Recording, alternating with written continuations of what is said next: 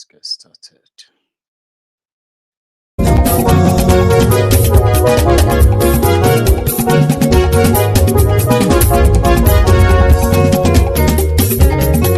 Àní ẹ̀sùn ràkì. Maiyegun ti dé. Maiyegun ti dé. Ọ̀jẹ̀lú ẹ̀sùn ràkì. Maiyegun ti dé. Àní ẹ̀sùn ràkì. Maiyegun ti dé. Lórí Facebook. Maiyegun ti dé. Àní ẹ̀sùn ràkì. Maiyegun ti dé. Lórí YouTube. Maiyegun ti dé. Àní ẹ̀sùn ràkì. Maiyegun ti dé. Wọ́n bàbá gbé wúrẹ́. Maiyegun máa bí. Àní ẹ̀sùn ràkì. Maiyegun ti dé. Ijó ìgbádìyẹ. Maiyegun máa bí. Àní ẹ̀sùn ràkì. Maiyegun ti dé. Pẹ̀sìdó bá rúfin o. Maiyegun máa bí. Àní ẹ̀sùn ràkì. Maiyegun ti dé. Kí gómìnà kówó jẹ. Maiyegun máa bí. Àní ẹ̀sùn ràkì. Maiyegun ti dé. Ọlọ́pàá tí ń darí bá. Maiyegun máa bí. Àní ẹ̀sùn ràkì. Maiyegun ti dé. Aṣòfin tí ń rúfin o. Maiyegun máa bí. Àní ẹ̀sùn ràkì. Maiyegun ti dé. Òpùrọ́ olóṣèlú. Maiyegun máa bí. Àní ẹ̀sùn ràkì. Maiyegun ti dé. Ọ̀jẹ̀lú ẹ̀sùn ràkì. Maiyegun ti dé. Àní ẹ̀sùn ràkì. Maiyegun ti dé.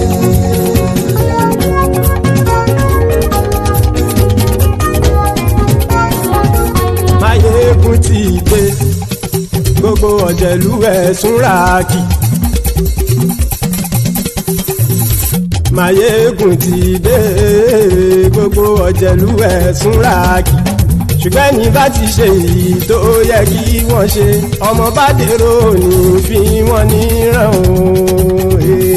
Maiyegun ti Dé gbogbo ọ̀jẹ̀lú ẹ̀sùn ràkì. Maiyegun ti dé gbogbo ọ̀jẹ̀lú ẹ̀sùn ràkì.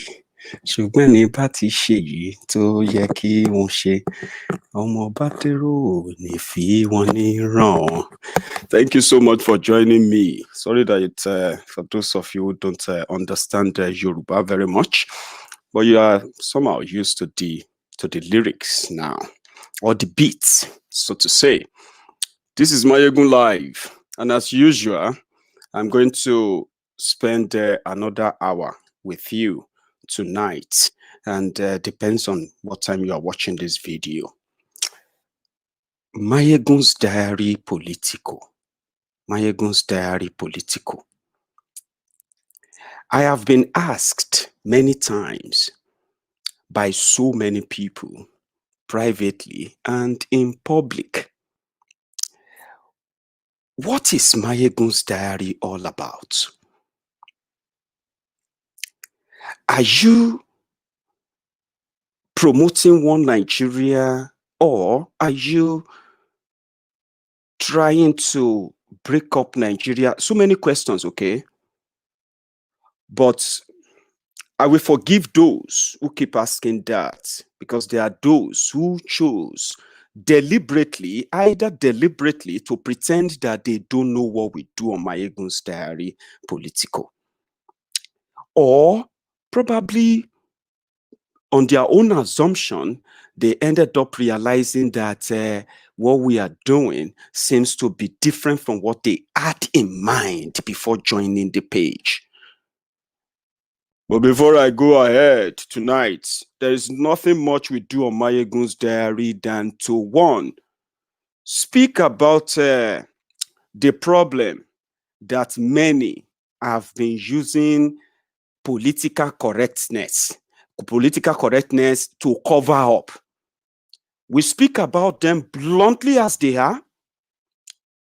We deliberate how we feel. Most of the time, we are more or less like the angry, displeased ex-Nigerians, so to say. And we are just the people that believe that everyone talks about the problem, but we've never had the opportunity with this generation whereby whatever the problems are, are laid bare, you lay them bare for everyone to see. You talk about every problem that many don't want to talk about. Then, when you get people engaged talking about them, they can then decide what they want to do going forward. In the process, my brothers and sisters, since we started, Baba, Mama, we have managed to get so many millions of people enlightened, educated, their subconscious mind raised. Now you are beginning to see debates on let us divide.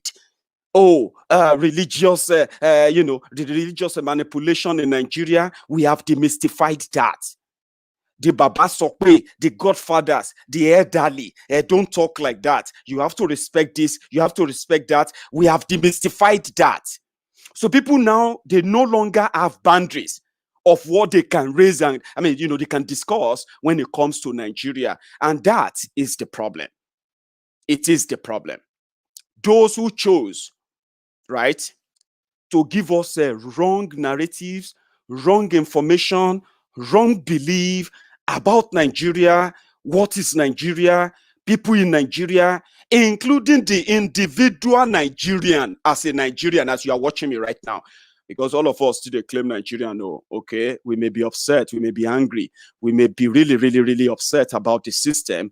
But if you are still carrying your green passport, even if you have told yourself that you are no longer a Nigerian, but officially you are still a Nigerian with that passport. Some of you are lucky, you have thrown it away. Some of you have found a replacement. Good.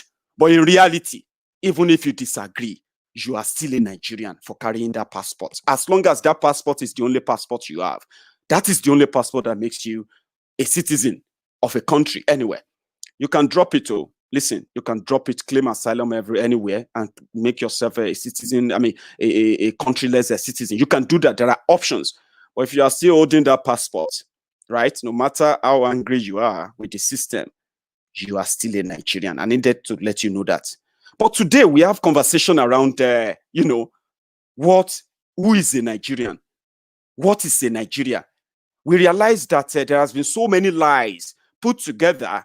The myriads of problems that make up what today's Nigeria is all about, we all contributed to it, either knowingly or unknowingly.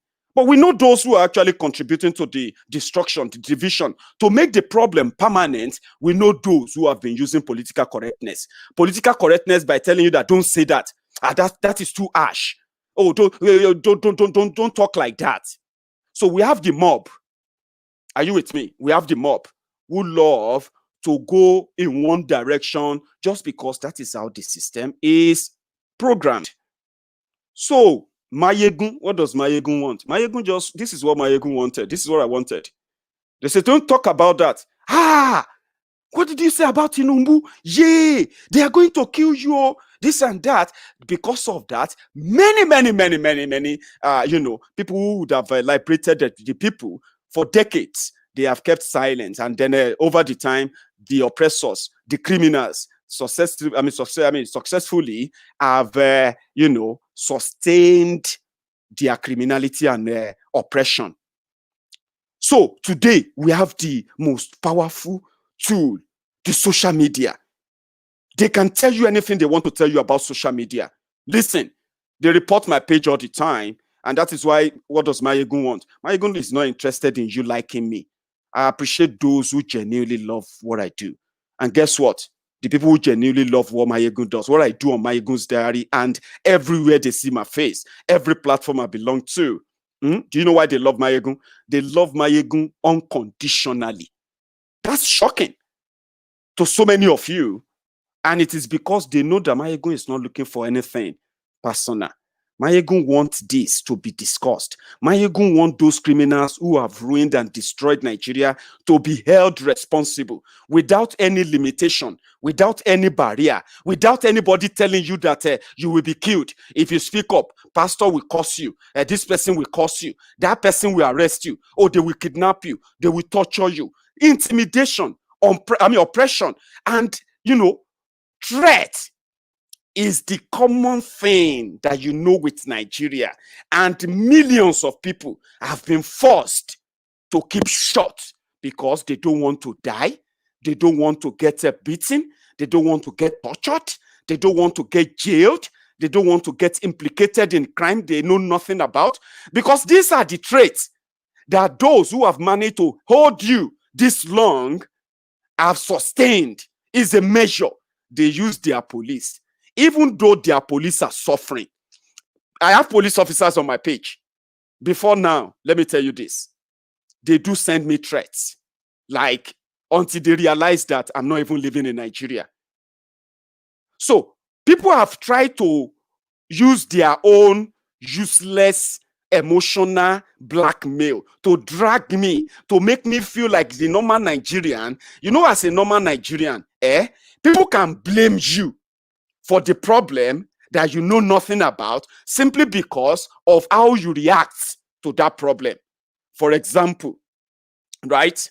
If someone who stole public money suddenly falls sick and die, when you say, well, I don't feel sorry for him for dying. Nigerians will emotionally, it is natural, they will emotionally blackmail you with their different emotional lines, like, you should be careful. You don't know God. God can kill you too. In fact, God can do this to you. You should not say things to sin to God. Nigerians will emotionally blackmail you and make you begin to feel bad for feeling no sorry for criminals, terrorists. I mean, deadly criminals that they call leaders. So Nigerians will blackmail you. They will, in fact, as like a mob, they will then come after you and even blame you for other problems they might be confronting, or facing in their lives. It is normal. I have been threatened many times. Police officers, suffering and smiling Nigerian police officers, hungry looking, dirty looking Nigerian military officers, suffering fellows, threatening me, telling me, warning me on social media. The same weapon we have. We cannot call their NTA. You cannot say this on their NTA. You cannot go on the street and say this on their streets. They will send their soldiers, send their army. Then on social media, they started opening different pages of Facebook, Twitter. They started trolling many of you on Facebook, on Twitter, sending threats, telling you, picking up your addresses, picking up your activities, your location on Facebook, your location on Twitter. The same suffering and smiling criminals, police officers. Now, I have stood up for abused and then the injustice against forced men. Most of the time, when I'm even talking about the criminals in Nigeria, condemning the problems they have created, the division they have created, and today's ignorance they have created. When I talk about them, I talk about how much neglect that the Nigerian security system has suffered, especially the police. We talk about them all the time. We talk about police reform. I brought people on Maiyegun's diary to come and speak about police reform, how an effort they are making to get the Nigerian police reform so that Nigerian police officers can lead a normal life. They have families too. Their children go to the same school like many of your own children in Nigeria. Their wives, they go to the same market. Many of them also pay rent like many of you pay rent. So when you get paid your own salary, they don't pay him. They don't pay her.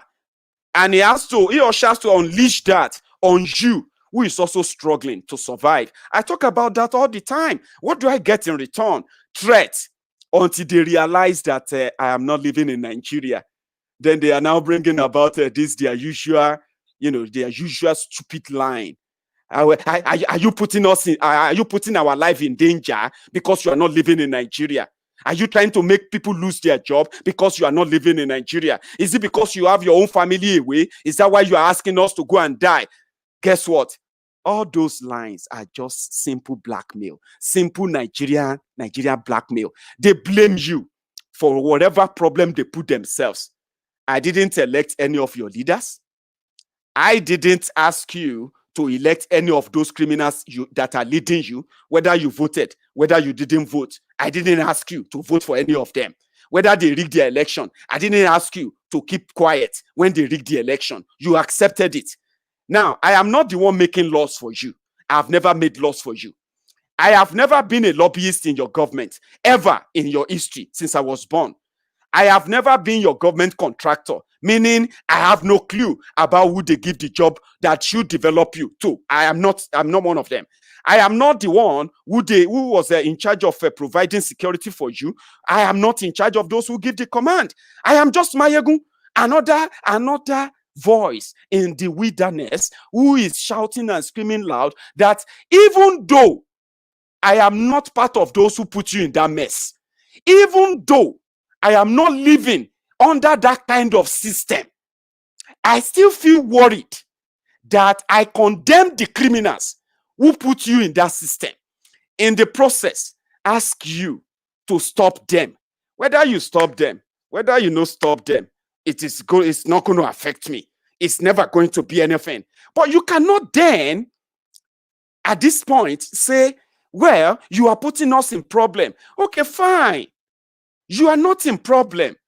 But today, when the SARS kills you, or when the SARS kills someone you know, or they come to your area and raid everyone in your area, you begin to scream about the government's negligence. You will begin to speak about human rights abuses. Then you will begin to call on God. The person, the old man must be so tired about you. He is tired anyway. You begin to call on that. Then when someone comes around to tell you that don't call God, call the criminals in charge. If you can't call them, chase them away. You say the person is putting you in trouble. Is it my broadcast? Now, let's put it this way now. Since you have been watching Maiyegun's diary, some of you have said, I hated this Maiyegun. He's the worst person ever I've seen. He said this and that. You have not seen the worst person. If Maiyegun is the worst person you have seen in your life, it means that, listen, you are already brain blind. But let me tell you, I have no impact into what happened to your life. None of my videos, none of my broadcasts, none of my posts ask the police to harass you. There is nowhere you will read it on Maiyegun's diary that the Boko Haram should kidnap you or kill you. Never. You will never see it anywhere on Maiyegun's diary. So it is never anywhere on Maiyegun's diary where I encourage the criminals in charge of your government not to give you electricity or to give you good education, build educational system that works for you, or anywhere on Maiyegun's diary where it is stated that your government should not protect you or your police should kill you. There is nowhere. But you are going through all these dangers every day of your lives. You have learned to adapt to it. Now, what the only offense Maiyegun is probably committing is that Maiyegun wants you to be talking about the problem. Now, you see, just want you to talk about the problem. The problems are there. The police are still going to harass you tonight. They are still going to extort you. If you escape those who are going to rob you on the road, right? If you escape the bad road and you're going to go to the house without electricity. I'm not part of those who made that happen to you. You decided that by yourselves. And talking about it shouldn't be your death warrant if you haven't committed yourselves to death. Some of you have committed yourself to death by accepting the death warrant on you. But look at this. Look at this. You are struggling, suffering, smiling, praying. You have turned social media. Some of you have turned social media to your prayer ground. You blame everybody for your problem. Innocent soldiers. Let me put that word, innocent. They took innocent pictures with Omoyele Sowore. Because we have, like I said, we have the pity party gang. We have the mob gang. And then we have the collateral mumus. You see these three categories of Nigerians that you have in Nigeria. Education or their level of education is useless. You cannot rate them by their education. So don't ever look at them based on their education. You'll be disappointed. These three category of Nigerians, you cannot use their age to qualify what they say. Their age is also useless to them. They are the pity party gang, the mob gang, and the collateral mumus. The pity party gang are those who I actually love to call the humble slaves, the obedient fools, the sophisticated morons. They cut across all the parties. Just call them the Nigerians sophisticated morons, Nigerians obedient fools, Nigerian humble slaves. These are the people who come from the pity party. They are those who have accepted that whatever is going on right now in Nigeria is ordained. It is either God wanted to punish them for something that nobody have a clue about, or it was because of they needed to be to go through hardship so that they can become to live a prosperous, happy lives. Like when they say you go through hardship, then you will now have enjoyment. Are you with me now? Now, for this category of Nigerians who have accepted this, that they are educated or they are living abroad, doesn't count. So don't expect them to think right, okay? They have this mentality. They are the pity party gang. Now, this pity party gang are always those who blame you for talking about Nigeria problem only. And whenever they want to act like they are smart, they will ask you, what is the solution? Not because they are interested in any solution, but they just want to make it look like they too are trying to have a conversation, but they are already programmed to be that way. Okay? Now, when things are not going right, they have no strength. They have no courage. They have no mind to say it because they have been programmed to be humbled in their slavery, to be sophisticated in their moronic, lives, right? Now, when they want to in any way make you agree with them, then they drag you into a pity party. They will tell you, God knows best. God will do it. We shouldn't just be condemning and condemning and condemning. We should pray. They drag you into the pity party.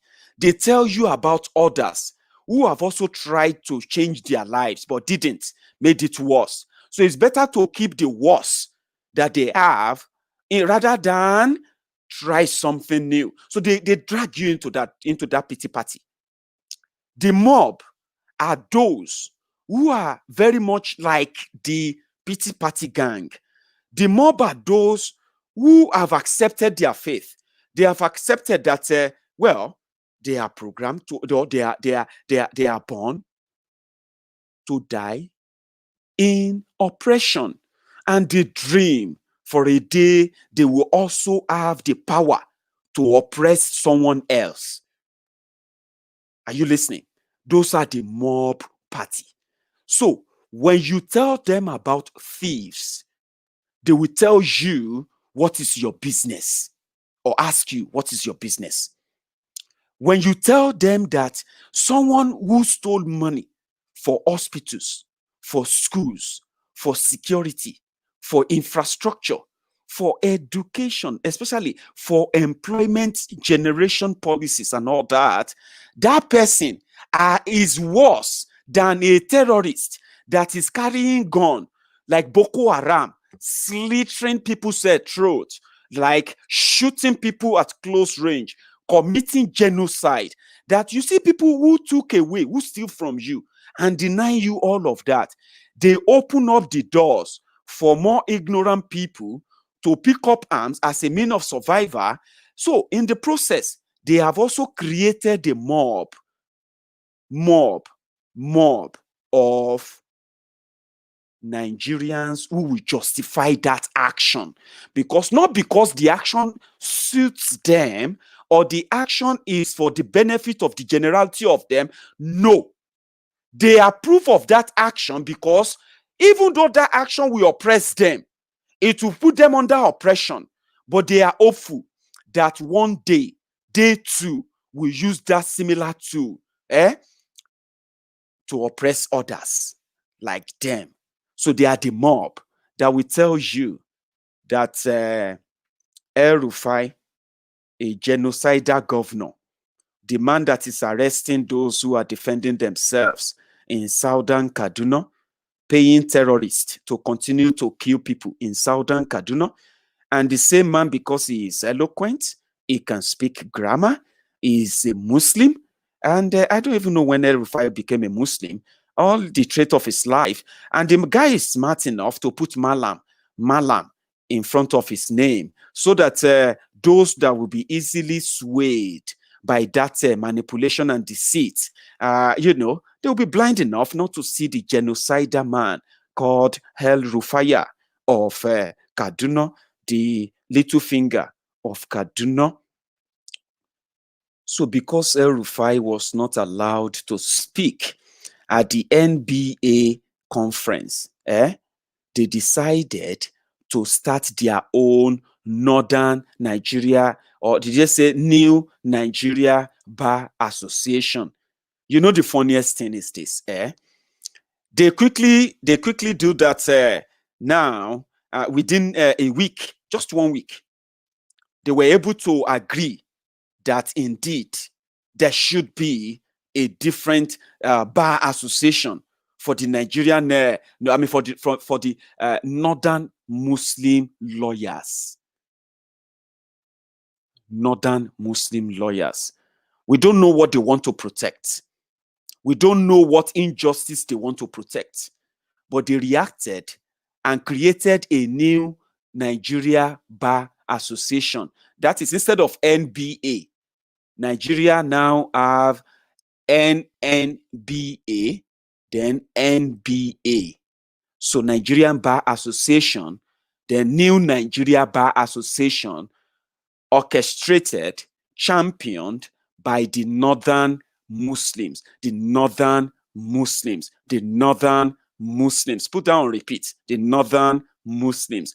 And listen to this, because they found an injustice against a governor, a Muslim governor.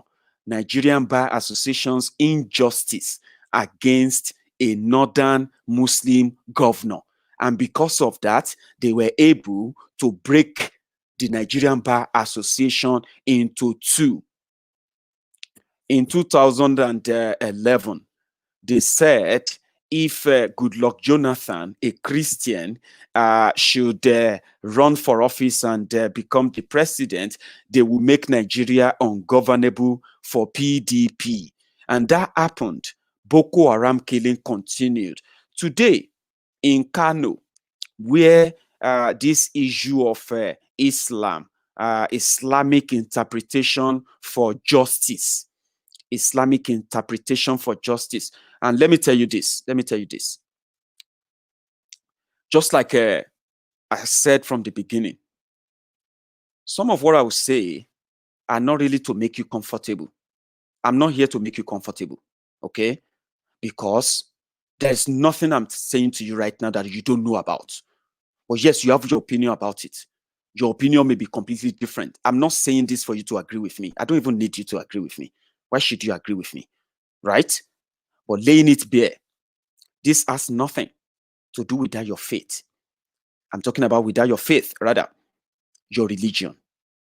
But there are actions being taken right now that are very much inimical to the peaceful coexistence of other people using that same religion, because they are using that religion as a defense. And I know personally that whatever they are doing, it's not because of Islam.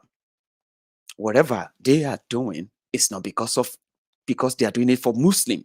They are not doing this for Islam. They are not doing it for Muslim. Whatever action they are taking right now is not because they are Muslims or because they love Islam. No, no. Many of you have been to Saudi Arabia, as radical as they are. You know, in Saudi Arabia, if you are caught, in adultery, you will get whipped in public. They will cane you in public.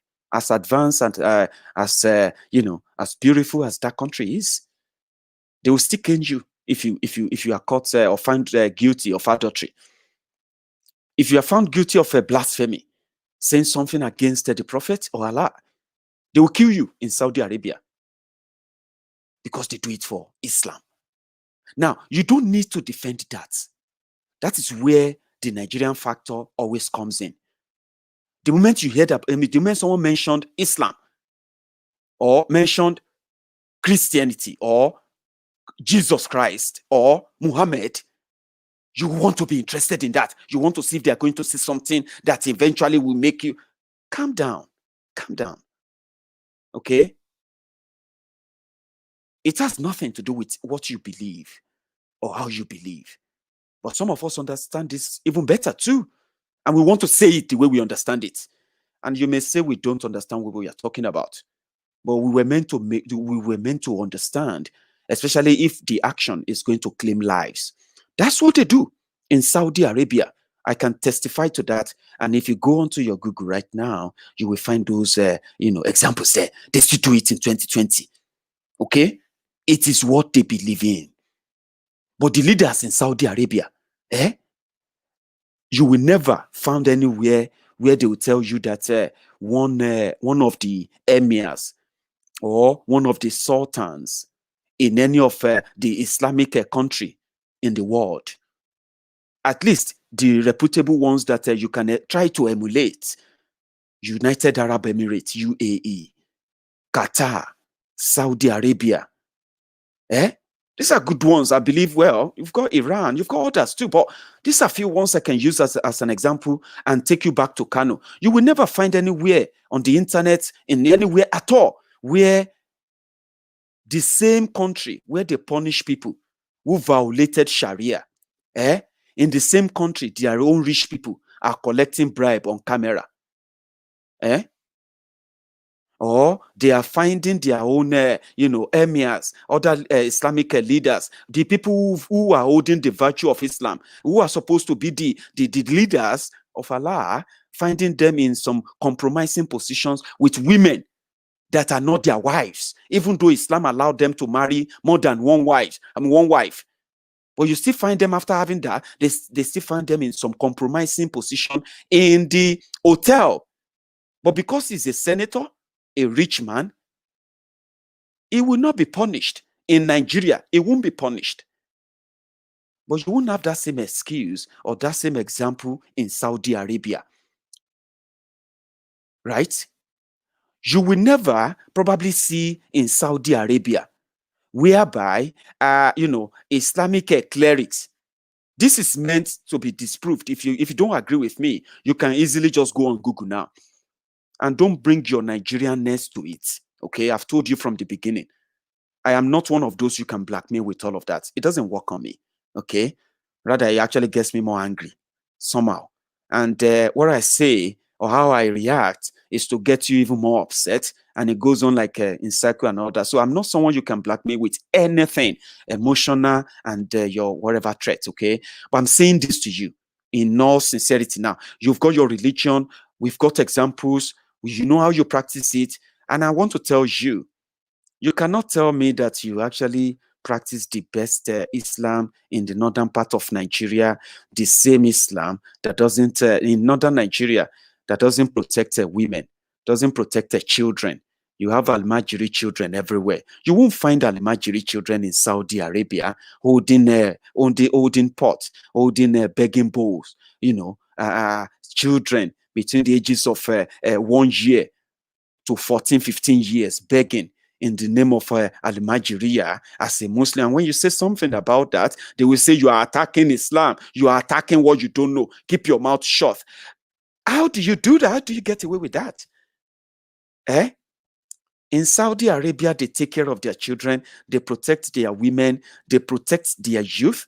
You will never find it anywhere in Saudi Arabia where Islamic scholars are raising terrorists in their mosques, using their own young children, indoctrinating them into becoming terrorists, who are later used as violent youth that destroy, caused arson, and even ended up as Boko Haram.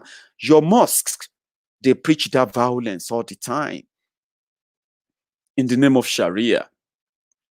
Your governor in Kano State is a thief. Your senators from the north are a bunch of rogues and thieves, just like the senators and governors from the southern part of Nigeria are just like everyone who is trying to hold together the fabric of the fake country, Nigeria, today. Religion. Now, they were quick to divide Nigerian Bar Association. Fantastic. They are expressing their own democratic right. It is their democratic right to do that. Beautiful. Nobody should challenge that. But they are doing that because they said they were Muslims. Don't let anybody use grammar or anything to change the story for you. Are you with me now? They divided Nigerian Bar Association because they are Muslims. They said Nigerian Bar Association has become Southerners' tools, Southern Christian tools. Don't forget that. Okay? They said the Southerners and the Christians are now those controlling Nigerian Bar Association. So because of that, they are starting a new Nigeria Bar Association for Muslim and Islamic lawyers.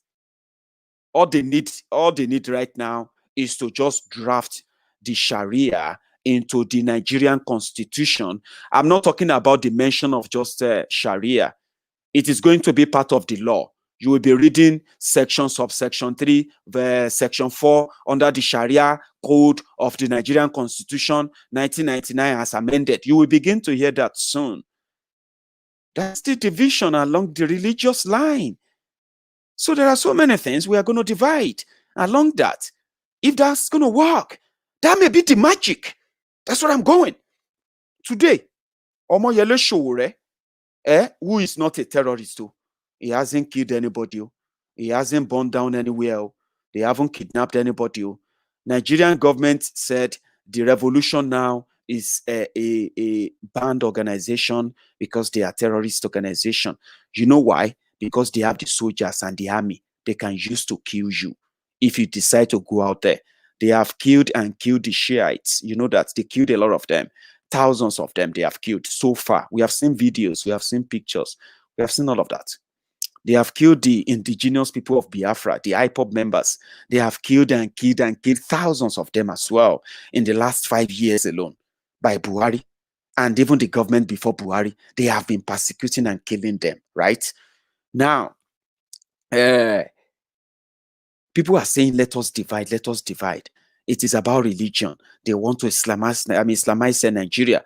People are suspicious of them. They are making laws, making appointments. They are giving power, making it look like the northern part of Nigeria. They really need some power to make them feel like they are in Nigeria, even though if they control everything, right? Now they still feel like no, some people are controlling some places. They shouldn't be. Why should the Christians? That's how they put it. I'm not the one. You can blame me. Yeah, you can blame me. People blame me a lot. Many of you have been blaming me. Blaming me for all the problem in your lives. Okay, since morning. Some of you have been blaming me for everything. Maiyegun's diary. I hate this. I know. Blame me, but it is the truth. Okay, it's just the truth. They divided NBA, Nigeria Bar Association, along religious line. Yes, that's what they did. So, can we just do the same thing across board?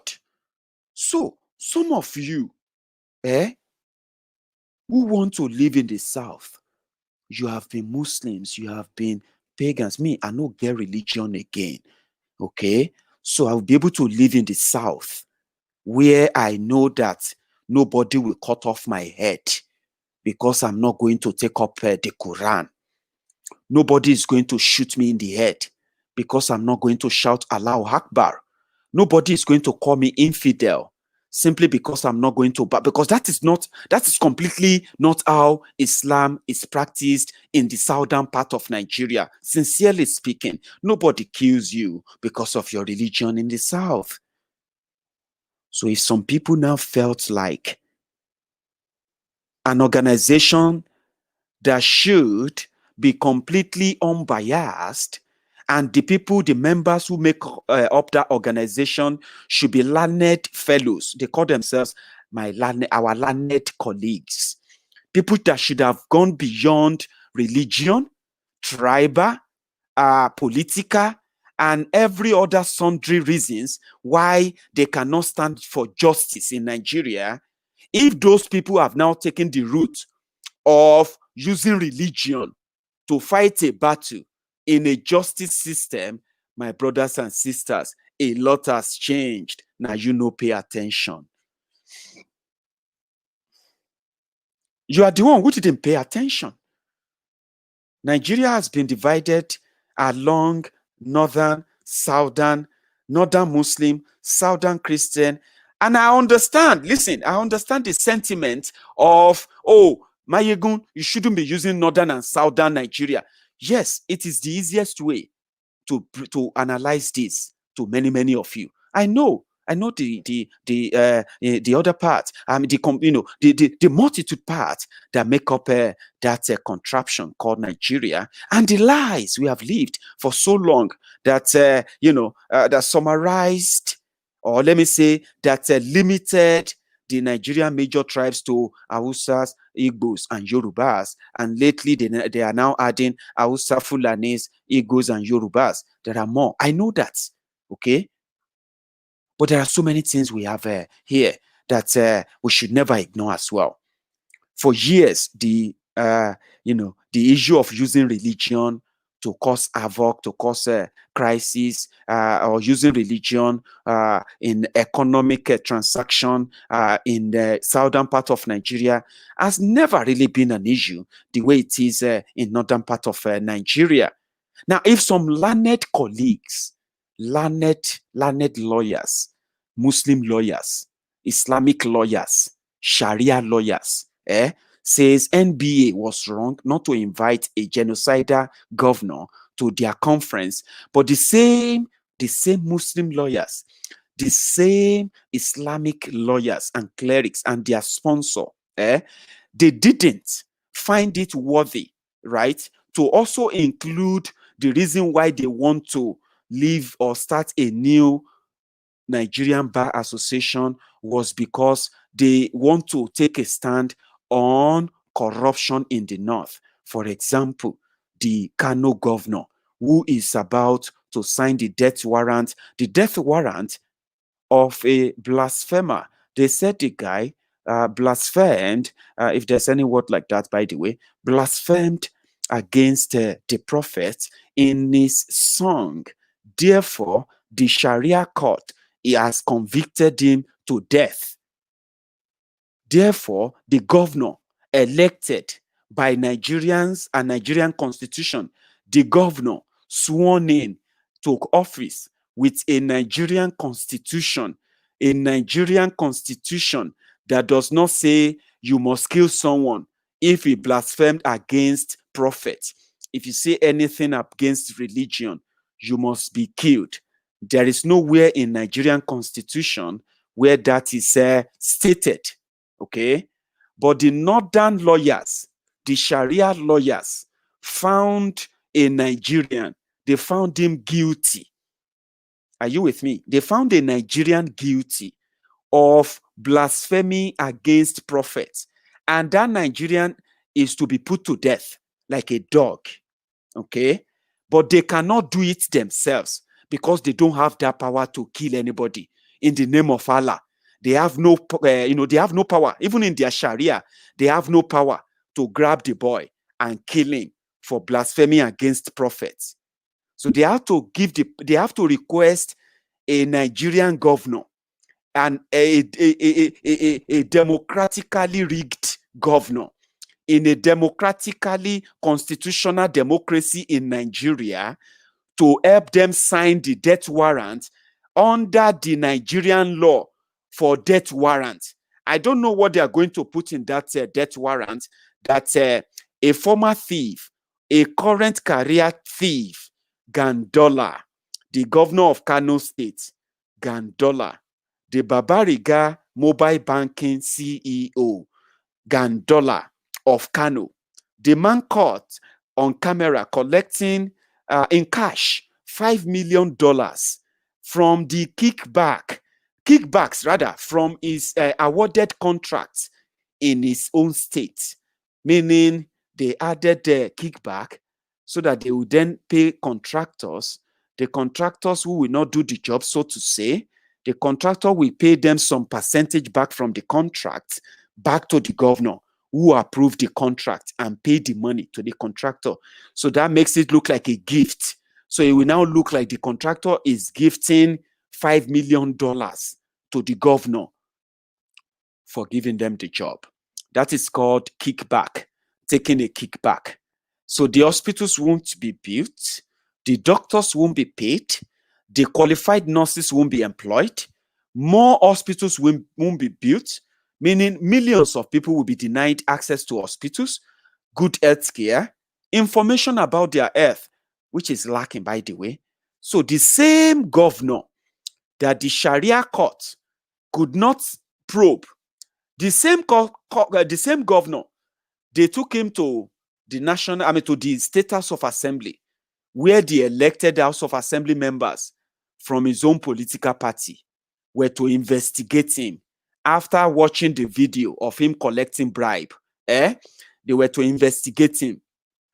So they came back, and instead of finding the governor guilty, they found the person who recorded the video guilty of invading the privacy of the governor in his office. That is against the law.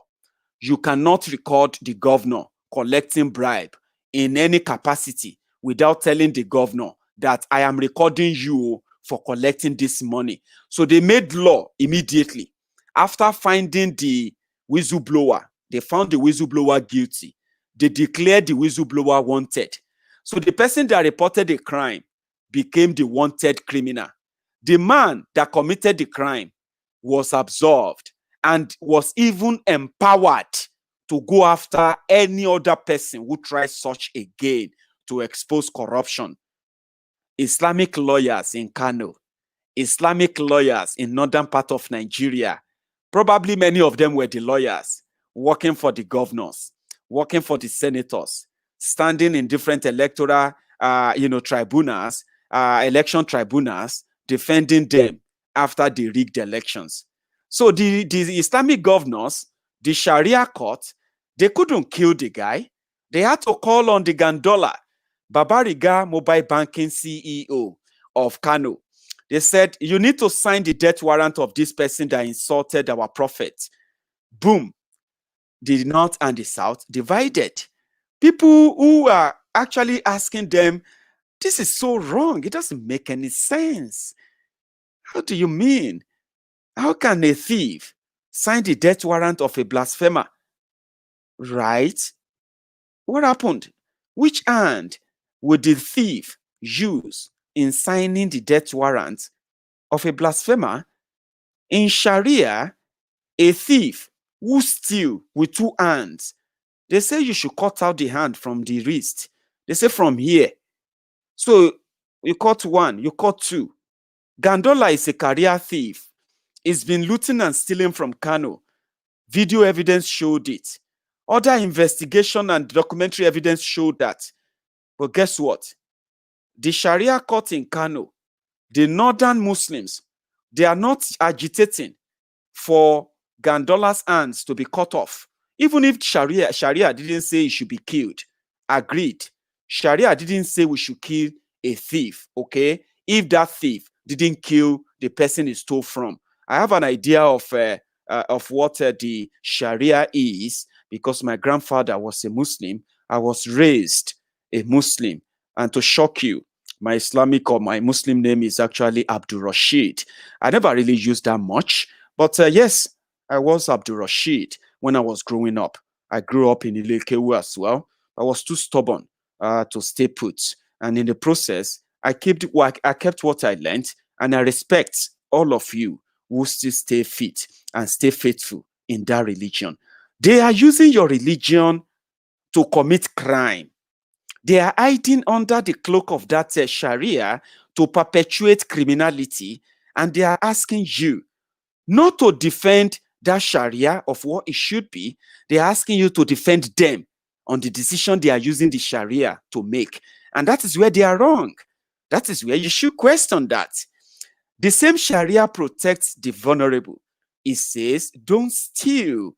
If you steal from public trust, you know, when they put you in public trust, in public position, that is in trust.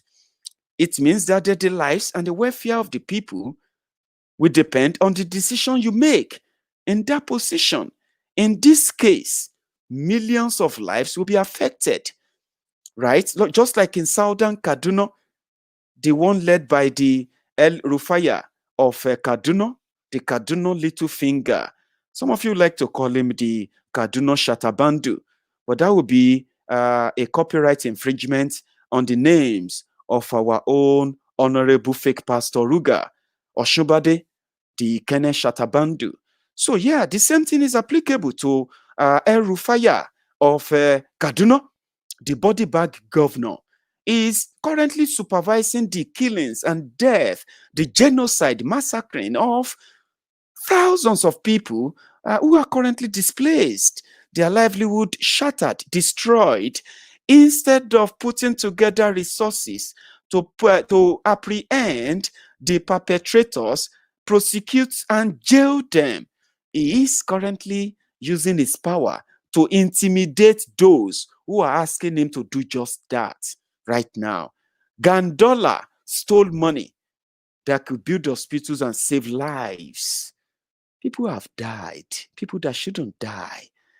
There is nothing like will of God. When you steal from the poor, you deny them health care, you deny them education. When you deny them education, and they don't even see the wrong thing in Al-Majiri, whereby they can give birth to many children, and they believe that God, Allah, will save them. They don't care if those children will get educated because they need it. That's the force power they need. Children, you know what I mean? The ability to read and write. It will allow them to be able to communicate with the outside world. But, well, the Sharia allows an Islamic jihadist cleric who can read a Quran and write a different version of his own interpretation of that Quran. He can keep children in their hundreds, even though he can't care for them, and he can send them to the street to start collecting money to survive. They call it Al-Majiriya system, the system that does not care for the children, but raise them as beggars. This is something that Islam frowned against. Let me be honest with you. Islam supports zakat giving. During the, it's one of the 5 pillars of Islam, right? If I can still remember them vividly, the salat, which is the prayer, the zakat, which is the 4th pillar, I believe, or 3rd pillar, the salat, the Ramadan, that you should fast during Ramadan, salat, pray 5 times a day to Allah. So during Ramadan, fast and pray. Then you go on to the pilgrimage, go to Mecca if you can afford it. 5 pillars of Islam, right? You should protect the poor, the vulnerable. You should do everything that protects them, not everything that steals from them and further put them in vulnerability. Then you turn around to say, whoever is asking you to do the right thing is attacking your religion. How? How is that attacking your religion? You should be asking that if you don't want to be politically correct as they want you to be. So now that thief who stole that money is now being asked by the coward, lily-livered bunch of terrorists called Islamic Sharia court in the northern part of Nigeria. And they are so ferocious about it. They are so vociferous about it. They are so fuming about it. They keep mentioning Allah, mentioning prophet, mentioning Allah, mentioning prophet. And you ask them, did Allah and prophets say you should ignore the looting and the stealing that has put your people in poverty, the negligence and the incompetence of the lifeless Boko Haram, or the nonchalant attitude of those who are supposed to protect your women and children in government right now? Does Allah and then Prophet Muhammad sallallahu alaihi wasallam, peace be upon him, did they in any way in those in those Quranic chapters, the verses and the hadith that you inherited from them, did you read it anywhere that says the vulnerable shouldn't be protected? While the criminals who put the vulnerable in more vulnerable positions should be defended simply because they are telling you they are defending Allah, if they are doing it in the name of Allah. This is where we got it all wrong, because that same mentality is applicable to the Nigerian system. The system that says a police officer that we know is suffering cannot take an innocent picture in the public. Innocent pictures. These police officers, these military officers, they were not in a secret room, in a dark room, in a meeting with Showore, talking about something that we don't know. They are in the open. They were just there. They asked to take pictures with Showore. You know what I mean now? They asked to take a group pictures with Showore. Showore agreed. They were not the only person, by the way. There were others there. The people, the police officers know the country they are in. They are part of the oppressors, even though they themselves have been oppressed. But they saw Showore, they know Showore, they know what Showore stands for. They have assaulted him, they have arrested him, they have kidnapped him, they have abused him, they have violated his rights. The same people. So none of them will say they don't know Showore. They asked him to take pictures with them. He didn't ask them. They took pictures, so they were happy. Everything was fine, Showore posted the pictures. Other people shared the pictures everywhere. Oh, fine, beautiful. Oh, this, that. Then they brought in the mob. You know the mob. The mob that will always be like, oh, this is going to send a very strong message. Oh, does that mean that some soldiers like Showore? Of course, there are many soldiers who love Showore. Stop being nasty and stop being in a little way, ignorant, so to say, because what came to my mind is bad. Stop being foolish. That's what came to my mind originally. Let me say it the way it came to my mind. Stop being stupid. It is in the open. Until the mob came in and said, hey, these police officers are putting their life in danger. Oh, these military officers, they may lose their job. Oh, this Nigerian, hey, this Buhari must not do blah, blah, blah, blah, as usual. I was reading the comments. I was like, look at them. Collateral mumus. Look at them. Yeah. Look at them. Their Nigerian factor is kicking in gradually. Their PTSD is kicking in gradually. Yeah. And like joke, yeah. I started receiving messages from my inbox, messages from my own email. These guys had to go online to search for my email. You know why? They were shit scared, because the same pictures that Showore posted, the same photos that others posted on Twitter everywhere, that they were not worried about. The moment Maiyegun shared the picture, boom! Now, if you say Maiyegun's diary is an issue, now I know. They started sending me messages. Maiyegun, please, I'm one of the soldiers in that pictures. Can you please take down that picture? I was like, you took the pictures in the open? It wasn't a secret pictures. What is wrong with these guys? I wasn't so interested in replying. I was like joke. Hello, Maiyegun. I received a message from one of. What the fuck is wrong with you guys? Maiyegun, you are putting their life in danger. You are putting their job in danger. You are putting their family in danger. They will lose their job and they will kill them. Don't say because you are living abroad. Why are you doing this? Why are you trying to kill them? What the fuck, man? Nigeria. Your PTSD kicked in the moment Maiyegun touched it. Hey, they are going to kill us, so Maiyegun don't see the photo. Showore is more popular than Maiyegun. They know Showore worldwide than Maiyegun. Showore share them. Una no get PTSD. Showore share that. All the people who commended you. I even wrote a very lovely stuff about them. I said, one day, people will be bold enough to take pictures, and openly confess how they feel about their country, even if they are working with the military or not. I was praising them, but these guys kicked in. Hey, they are going to kill us. Hey, Maiyegun, they're going to arrest us. Oh, we are going to lose our job. Hey, Maiyegun, think about our family. Maiyegun, you know they are going to take us away now. Hey, Maiyegun, don't do this to us because of our family. What the fuck? What the freak? Like, what is wrong with you?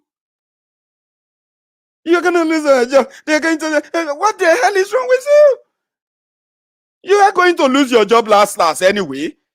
It doesn't really matter whether you took pictures with Showore or not.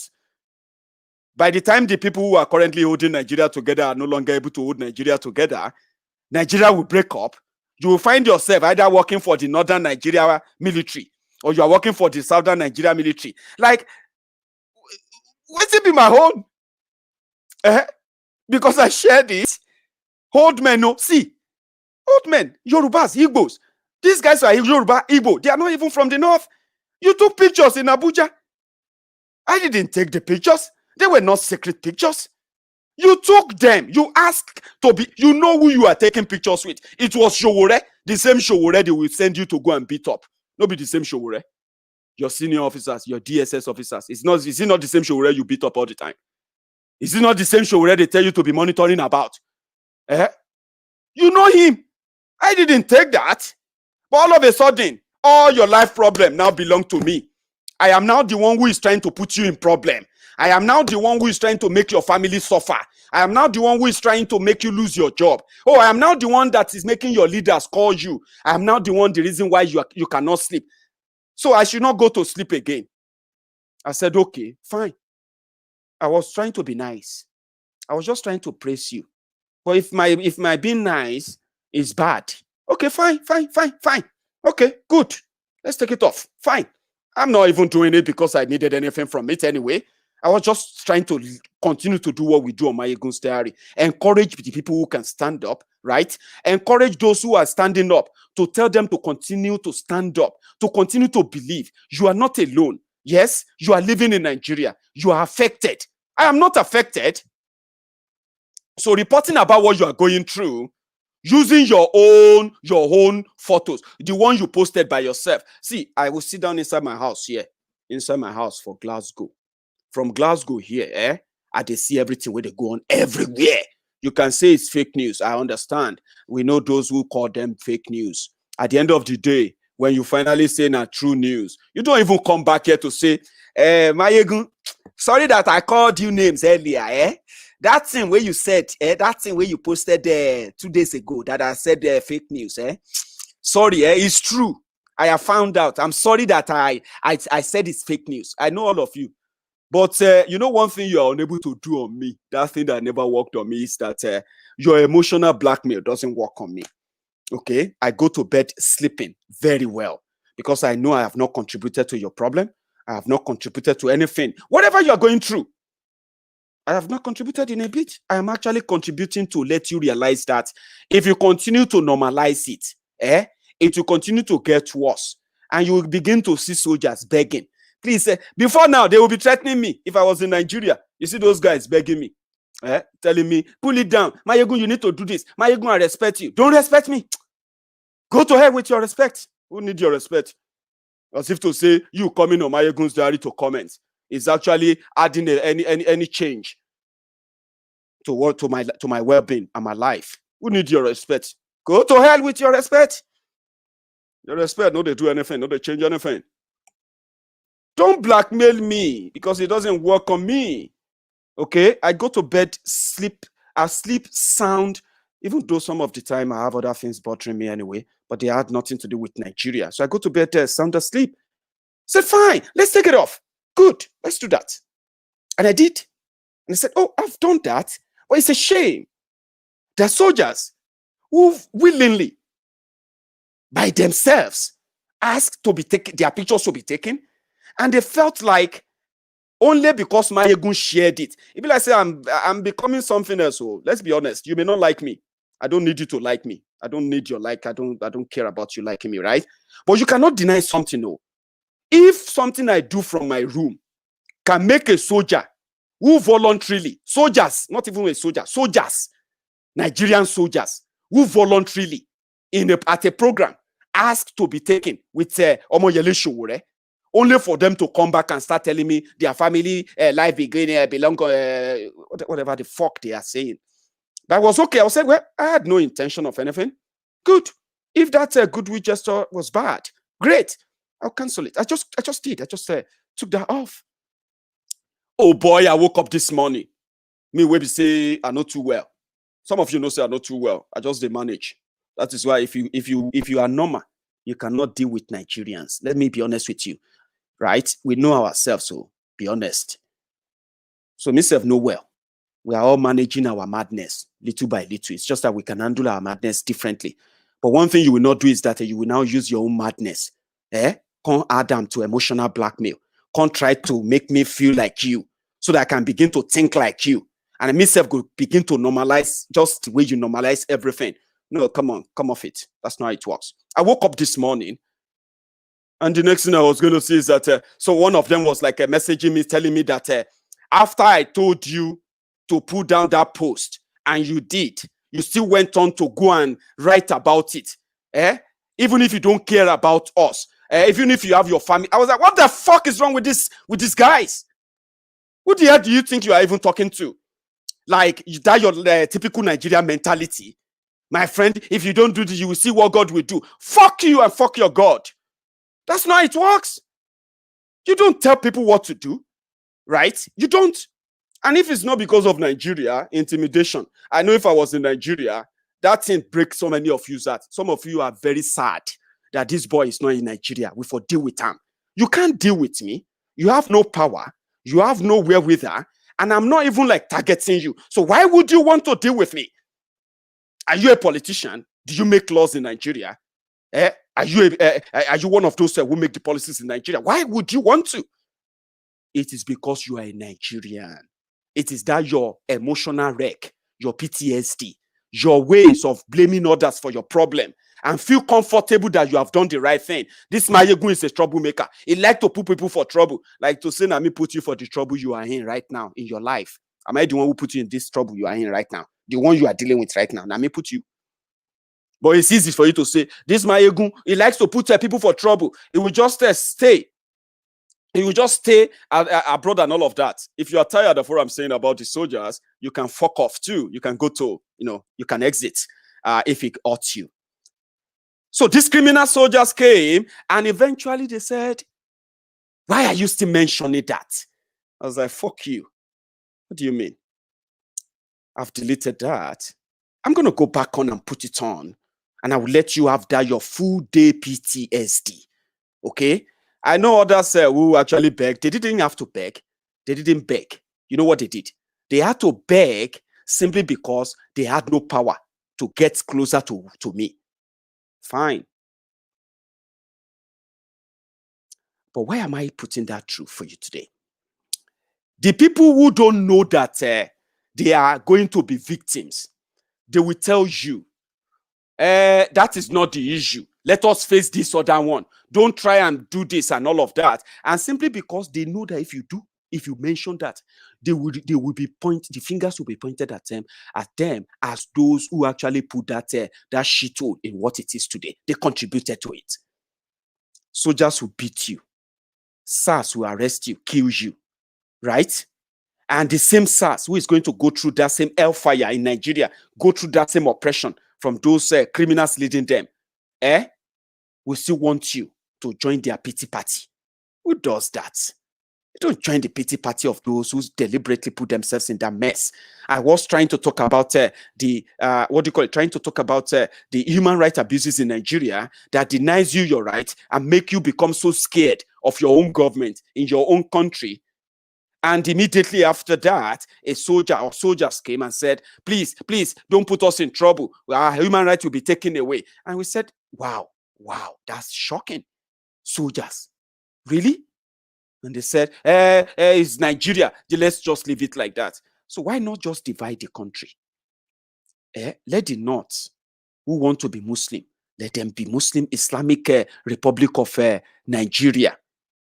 It's easier. Islamic Republic of Nigeria, IRN. Islamic Republic of Nigeria. That sounds good. Sharia will run. Thieves can become those who sign death warrants. Rapists, pedophiles will become those who will be judging those who are very much marrying second wives if they don't get approval in Sharia. Break it up. If you can't break it up into two, if it's going to be difficult, why not break it up into many countries you want to break it into? 3, 4, 5, 6. Break it into many. I'm a Yoruba man. I'll be comfortable with Oduduwa Republic. Honestly, I'll be comfortable with Oduduwa Republic. And I know some of my friends who will be comfortable having their own. They said they will have their own Niger Delta Republic, and they have those who are likely to have their own name for the Middle Belt Republic. And the most prominent among us, the indigenous people of Biafra, they can have their own Biafra too. Yes. And you can use Sharia where you want to use Sharia. You cannot be selective. They are this strong, this moved because of rufire, but they are not moved about the victims of the terrorism in the north. They are not moved about those who they even give money to take care of those who are living in IDP camps. Do you know that there are those who are being given money to manage those who are living in the refugee camps in the north right now, victims of Boko Haram? Do you know that those they are giving the money to pay them or feed them or house them, they are not Danas too? They are not Christians. Many of them are Alajas. They can recite Quran. They attend Jumat all the time, all the way. They read Quran, they read every other Islamic stuff. They tell you that they respect Allah, they respect Prophet Muhammad. But look at those who are living in IDP camp in the north. They are supposed to be Muslims too. I know some of you will say, well, they are Christians. No, don't mix it up. There are communities that are, in fact, where people are Muslims, many of them as well affected, apart from the southern Kaduna, the people of Benue, and a few other places like in Jos and all that. If you go to the core areas in the north, many of them are actually Muslims too. But it doesn't even matter. I thought the religion preaches that we should be human first. And when you see your fellow human going through that kind of hardship, you should put energy, if you have the power, to stop it and save the vulnerable. Why can't they have the same energy and stop it? Everyone talking about it doesn't hate your religion, okay? And you should stop defending the religion. That's where you make mistake, many of you. You are a Muslim. Nobody is arguing that with you. Nobody is even disputing that with you. But are you proud of what these guys are doing with that Islam? In your own opinion, if you were proud, I won't be surprised, because at least I've been reading comments of those who are proud like you. But that talking about it the way we have, spoke about it so far, doesn't mean that we are going to think less of your religion or your faith. No, far from it. You see, those guys, they are doing more damages to your religion than some of us who are asking you to also speak up. Point it out, criminals cannot be given justice. Criminals cannot be implementing any judicial order in anywhere in the world. And even in Islam, criminals should not be. But that then brings us to the moral part of it. Some of you said nobody brought a case against those people in Sharia court. Really? Well, I think many people have brought up cases against those criminals in normal court. And as Muslim lawyers who also abhor criminality, probably should have taken that up too. At least, if you have that same energy to divide Nigerian Bar Association and create a new Nigeria Bar Association, you can use that same energy to petition your Sharia court, your Sharia judges, for those of your leaders who have stolen, who are living large beyond their wealth right now. Instead of justifying them as blessings of Allah, blessings of Allah, you should write petition, genuine one, and tell your Sharia court that thieves cannot sit in the temple of justice and also give justice. It's not done. And that is bringing a much like a sort of abuse abuse of power of religion against your religion. If as a Muslim watching me right now, you should be more concerned about that. You know why? You see, there are those that are victims today. They are victims because people like you kept quiet. One day, you will likely become a victim of their own shenanigans too.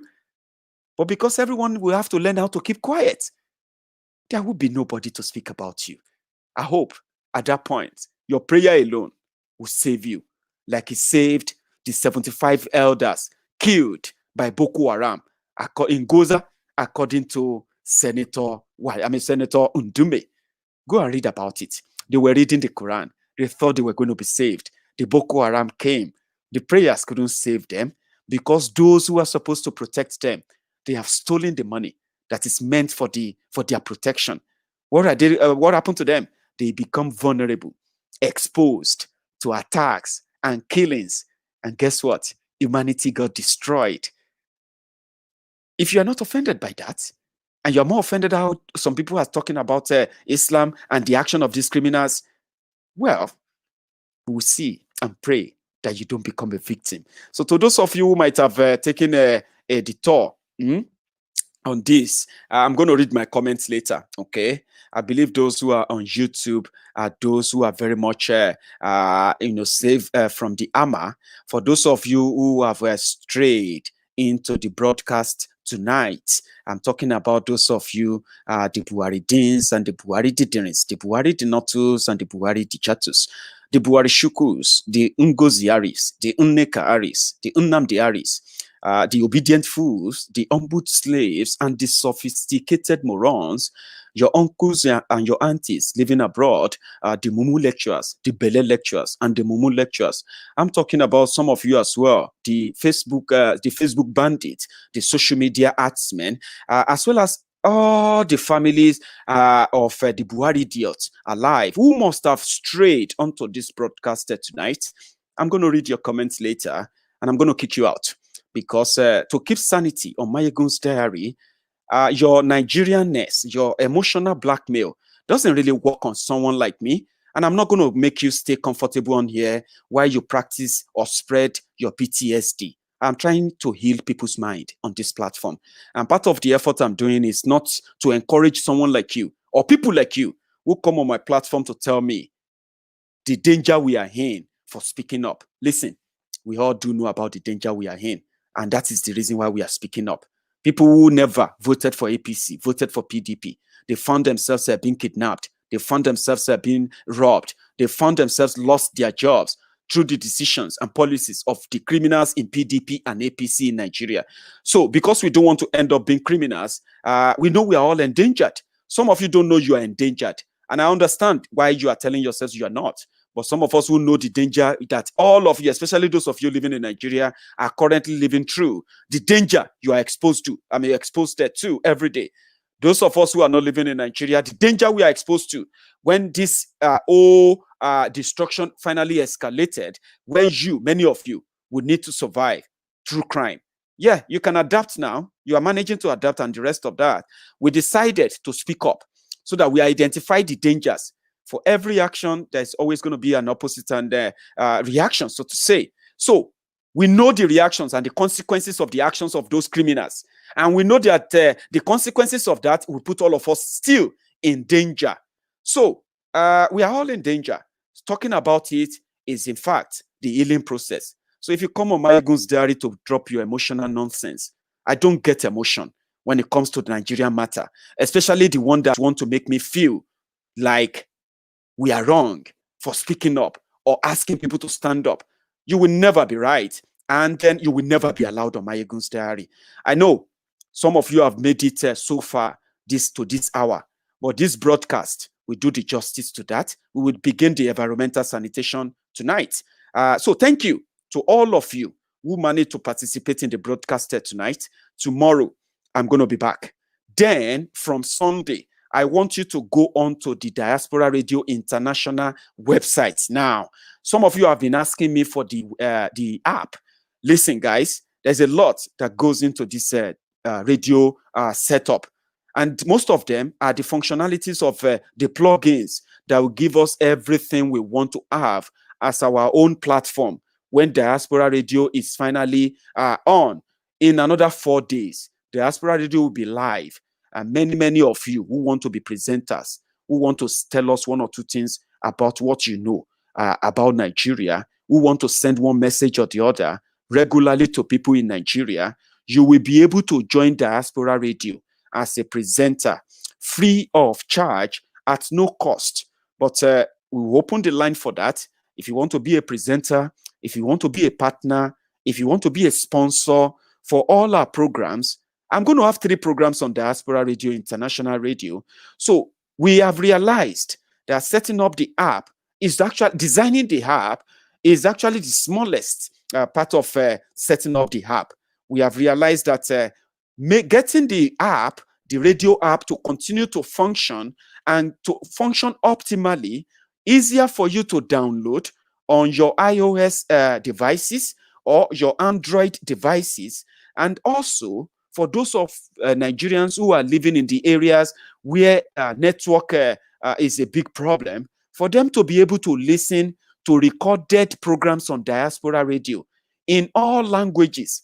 That's the amazing thing about Diaspora Radio. I know some of you have complained right now about the app, and you have also complained about the music you are listening to on the Diaspora Radio. Don't worry. What we are doing is that we wanted to keep the line running. To make sure that uninterruptedly it keeps running. For the past 1 month, Diaspora Radio Online, Diaspora Radio International has been running live, non-stop, 24 hours every day for the past 1 month. Now we have 4 days to the D-Day. So what is going to be different is that we will begin to chip in programs, right? I'm going to have 3 on Diaspora Radio. You're going to, follow Diaspora Radio on Facebook, subscribe to Diaspora Radio International on YouTube, follow us on Instagram. We have capable hands that will be giving you information on those platforms.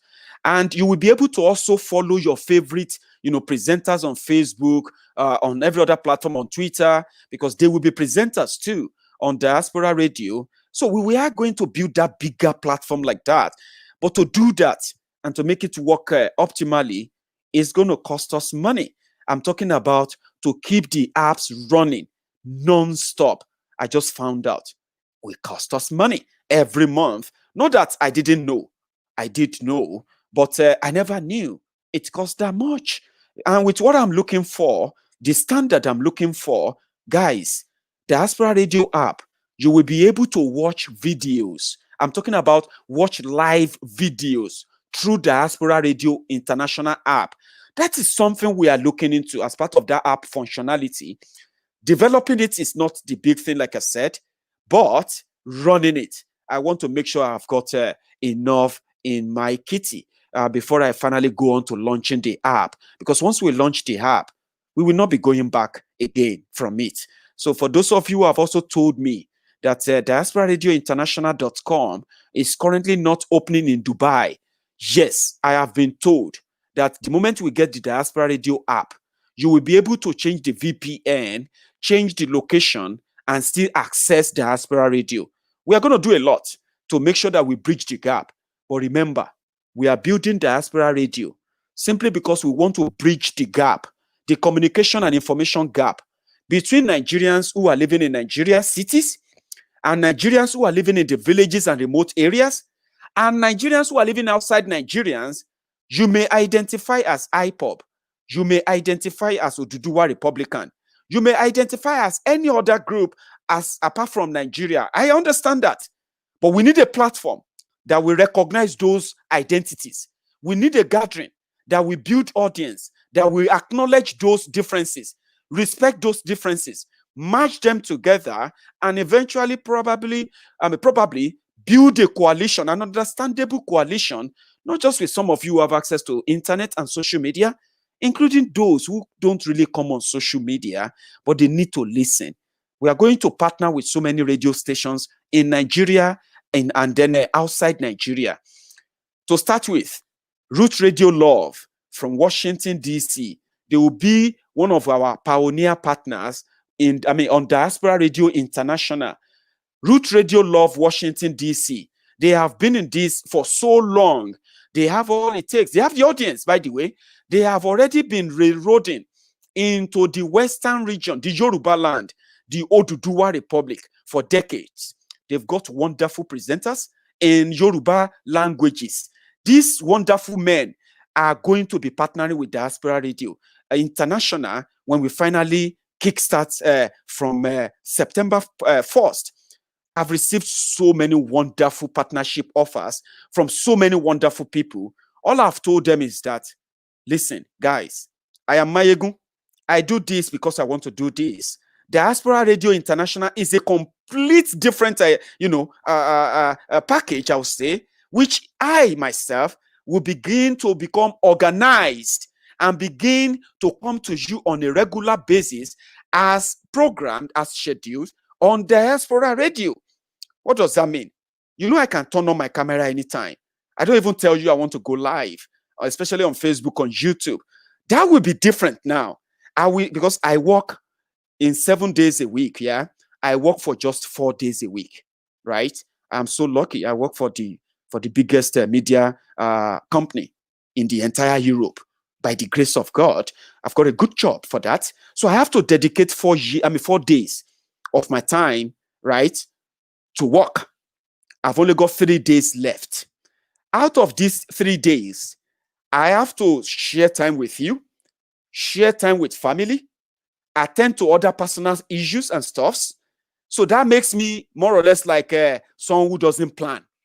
Whenever I wish to share anything with you, I just turn on the camera, and good enough, I'm lucky, you will always be around to listen. So it will be different with Diaspora Radio. So with other people who are going to join, you will begin to pick your favorite programs. You will begin to follow Diaspora Radio on YouTube. There will be ways where you will be calling in. There will be so many of you from Nigeria that will be able to have programs on Diaspora Radio.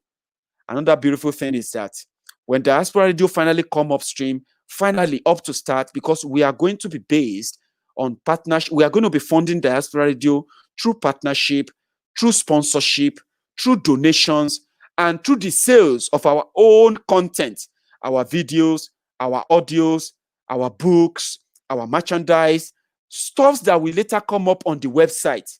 These are how we are going to fund Diaspora Radio every month. Pay for the service, pay for the staff, and at the same time, give you the best information we can give as we move on. This is the dream about Diaspora Radio. I couldn't do it by myself. I've got so limited time to do this. But I've got people who are willing and ready to make this happen. They are already doing the job, and I'm glad to work with them. I'm still going to be working with many, many of you who are watching me today. That is the dream. That is the future. That is the revolution that is coming. The one that recognizes you, acknowledges what you represent, and you will not be discriminated against. You will be amazed. And for those who have been sponsoring Diaspora Radio to bring it to this level, you guys are the bomb. You know me. I have no bar. I've got no gumshoe. I've not got any kind of any old bar ways that I'll say things the way I feel. But you know, when I do them with all sincerity, the way I feel. How you take it is now left to you. Until I see you next time, do not forget, go on to my YouTube page now, the Maiyegun's Diary Political. Subscribe, follow it, and then continue to listen to Maiyegun's Diary. As long as I breathe, as long as I'm alive, trust me, I will never succumb to any emotional blackmail or political correctness, because when I mention problems, when I list problems, I want to mention names of those who are committing those problems. If you don't want me to mention the names, don't commit any crime or commit any problem that Maiyegun would know about. Okay? Until I see you some other time. Good evening.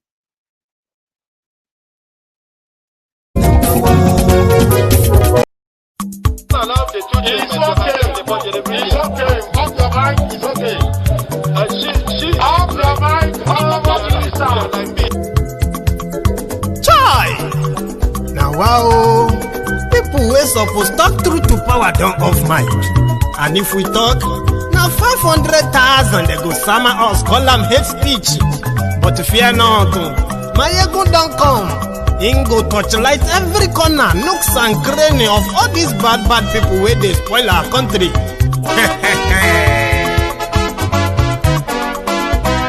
So my people make we laugh, oh, yo yo. Maiyegun don come, oh, yo yo. My people make we shout, oh, yo yo. Maiyegun don come, oh, yo yo. Maiyegun don come, man of the masses, oh, yo yo. Maiyegun don come, oh, yo yo. Maiyegun diary politico, oh, yo yo. Maiyegun don come, oh, yo yo. This one not the off in mind, oh, yo yo. Maiyegun don come, oh, yo yo. And in the touchlight every corner, oh, yo yo. Maiyegun don come, oh, yo yo. Okay, some people be they holla say they want the power. Chai,